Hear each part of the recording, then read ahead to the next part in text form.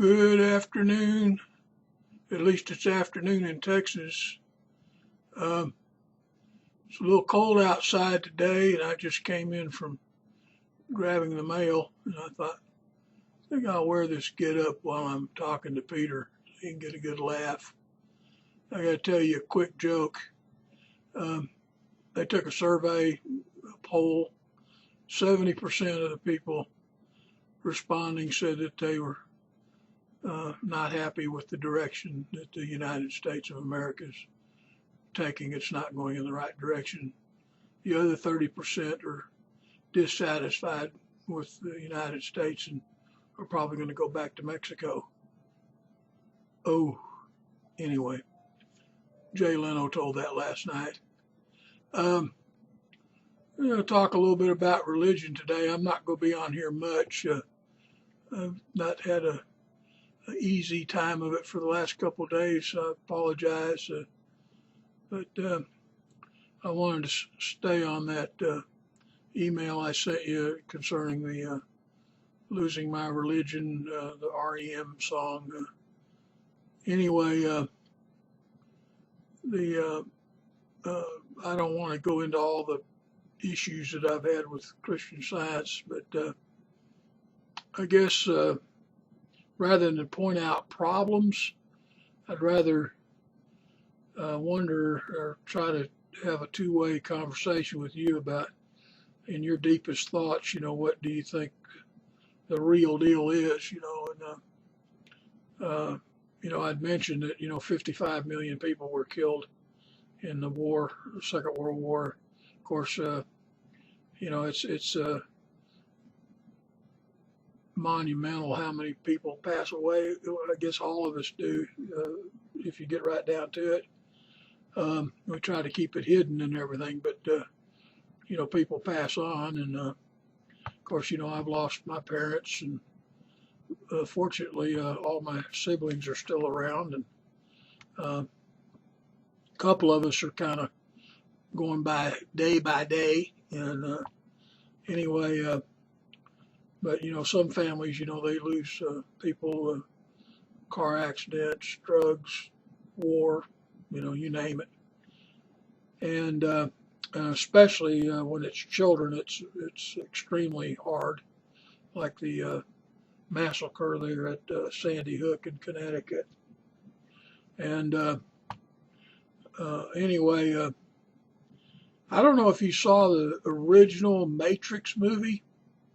That was a pretty good movie for about the first 30 minutes, because I think it kind of touched the quote unquote truth about, I don't know, I just have this picture that we're all laying around in heaven, nirvana. We're all laying around in there, and we're in a dream state.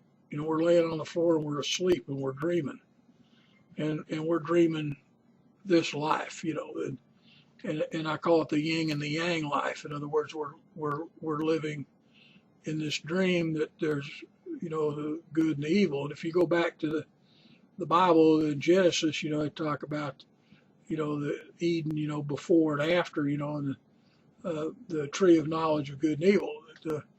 Basically, prior to taking the bite out of the apple, we didn't know the evil. We didn't know the dark side. And of course, in the Eastern religions, they have their take on all that. But I do like that yin and the yang, or the balance, because that really is what you've got.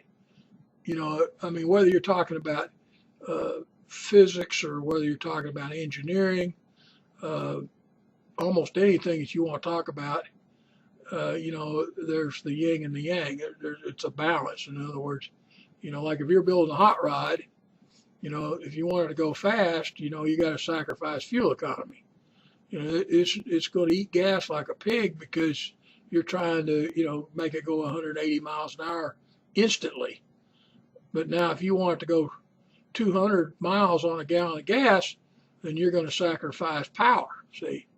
And that's just the way it all goes in this life. And, I think that, Mary Baker Eddy and Einstein and others, Jesus, they're saying there's another universe besides this one that's a false universe.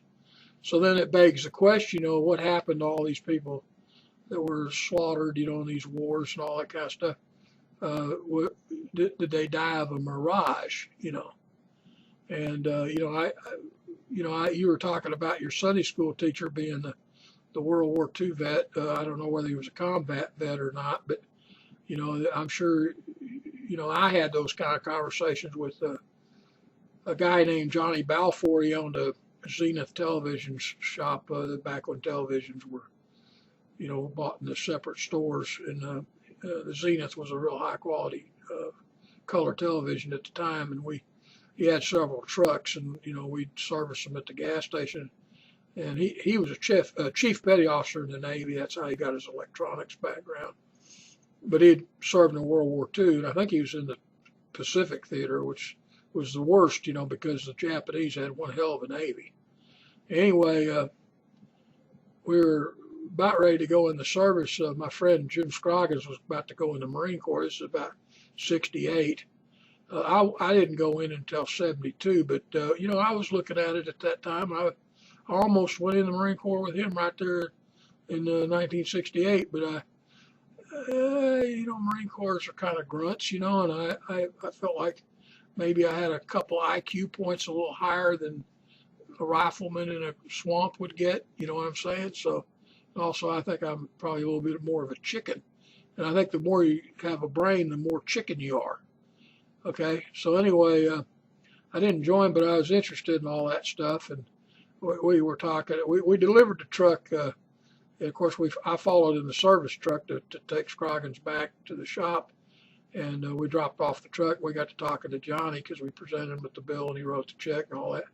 And he looked at us and he said, the worst thing that could happen to you in a war isn't being killed. And we went, what? You got to understand, we're like 18 years old. The worst has got to be getting killed. He said, nope, if you get killed, it's over. Game over, you're done. There's, wherever you go, or if you don't go, you didn't. It's over. But the worst part is being wounded real bad or watching all this stuff going on, watching the body parts and the bad Scoobies. That's the part that's bad about war.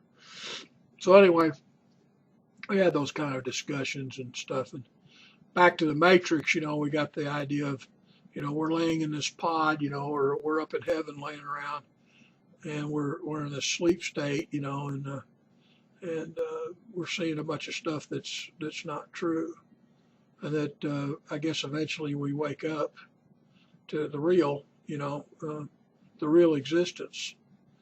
So anyway, that's about all I got to say. I'm going to let it go now.